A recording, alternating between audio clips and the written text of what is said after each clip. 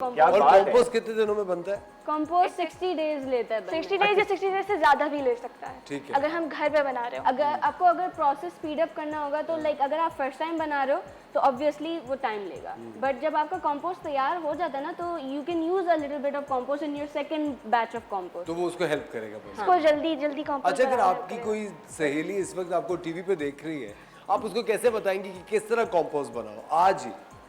आज अब घर में फ्रूट्स खाते हैं हम लोग, फ्रूट्स में छिलके होते हैं, आम का छिलका होता है, बनाना का छिलका होता है, उसको आप किसी भी पॉट में लेके उनको डाल दें, उसमें छोटा सा होल कर दें और उसमें पानी निकलने की जगह छोड़ दीजिए, उसमें बैक्टीरिया पैदा होगा और उससे कंपोस्ट बनना शुरू हो जाएगा।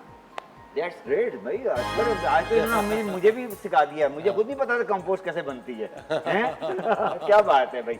अच्छा, और ये भी हमने सब देख लिया। लेट्स मूव टू, अब हम उधर भी जाएं, अब हमें वहाँ भी दो बच्चे बड़े जी, हमारे दो दोस्त यहाँ पे भी मौजूद हैं। दो जी, वहाँ पे पहुँचे हैं थोड़ा हम, हाँ।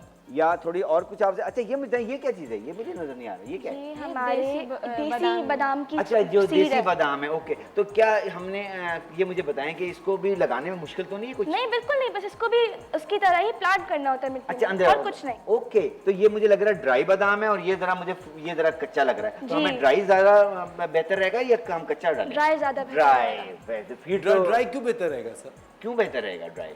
कि उसमें जो है वो क्या होती है, ये उसमें जर्मिनेशन की कैपेसिटी ज्यादा हो जाती है ना, ये है ना, ऐसा ही है ना जी। और अच्छा, हम और जो हमें यूजुअली लगता है कि जो हरा वाला होगा उसमें ज्यादा होगी, लेकिन मजेदार बात यह है कि असफर, अगर हम हरे को भी जैसे आम की गुठली लेके उसको बगैर ड्राई की भी उसको हम डाल दें, तब भी एक वक्त में आके वो ड्राई होने के बाद जर्मिनेट करेगा। तो ये मतलब इतना आसान ये काम है। इसीलिए मैं कहता हूँ माइक्रो लेवल पे आज देखने वाले सुनने वालों को चाहिए कि बस आज से शुरू हो जाए। क्या ख्याल है असफर? बिल्कुल सही होना चाहिए ना? एब्सोल्युटली, और इतने ही जज्बे के साथ शुरू करना चाहिए। मैं तो ये कहता हूँ कि अगर आप लोग अपने घरों में, तो आपके घर में छोटे बच्चे भी हैं, उनको आप बहुत सारे तोहफे दिलाते, चीज़ें तो उनको गमले दिलाएं, उनको आप ये चीज़ें बनाना सिखाएं। और आपको पता है, जब आप बच्चों को गमले, कोई भी किसी को भी अगर आप तोहफे में भी कोई प्लांट देते हैं या कोई गमला देते हैं, तो वो एक सिर्फ एक गमला, एक प्लांट नहीं होता, वो पूरी एक थॉट होती है, वो पूरा एक प्रोसेस होता है, वो एक पूरा एक डिसिप्लिन होता है जो आप किसी को सिखा रहे हो। यस, और सबसे बड़ी बात है कि आप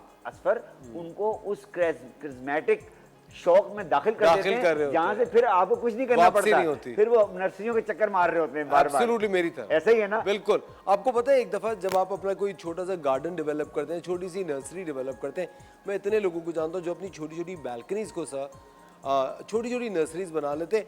वहाँ पे इतनी अजीब व गरीब बर्ड्स आना शुरू हो जाती हैं, आपको उन बर्ड से फिर मोहब्बत शुरू हो जाती है।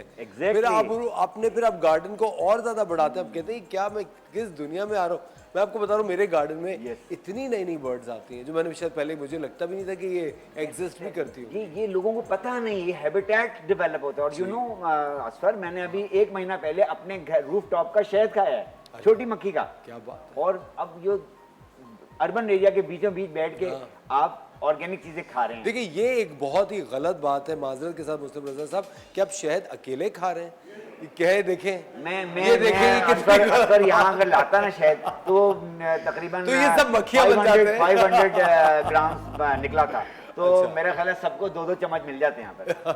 ख़वातीन और हज़रात, वक्त हो जाते हैं छोटे से ब्रेक का। आज हम आपको नई चीज़ सिखा रहे हैं कि अगर आपके घर में कोई भी छोटी सी जगह है जहाँ पे सनलाइट आ रही है, तो उस जगह को ज़ाया मत जाने दीजिए। वक्त हो जाता है छोटे से ब्रेक का, मिलते हैं आपसे ब्रेक के बाद।